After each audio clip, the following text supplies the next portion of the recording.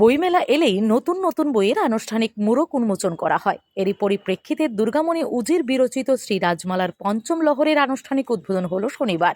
রাজধানীর রবীন্দ্র শতবার্ষিকী ভবনে আয়োজিত এই উদ্বোধন অনুষ্ঠানে উপস্থিত ছিলেন প্রাক্তন উপমুখ্যমন্ত্রী জিষ্ণু দেববর্মন, আগরতলা পুর নিগমের মেয়র দীপক মজুমদার, তথ্য ও সংস্কৃতি দপ্তরের সচিব প্রদীপ কুমার চক্রবর্তী, ত্রিপুরা বিশ্ববিদ্যালয়ের প্রাক্তন উপাচার্য অধ্যাপক ডক্টর অরুণোদয় সাহা প্রমুখ।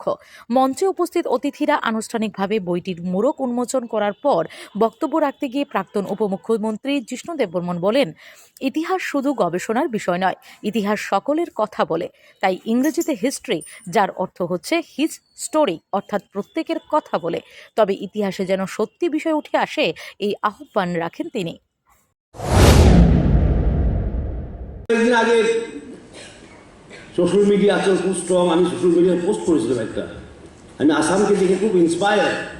ওরা 150 ফুট মূর্তি একটা বানাচ্ছে ব্রোঞ্জের, লাচিত বরফুকনে, তাদের যে ফেমাস জেনারেল।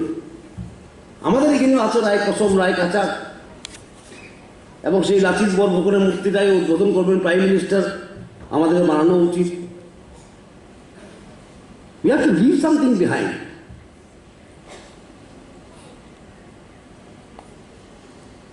কিছু তো রেখে যেতে হবে।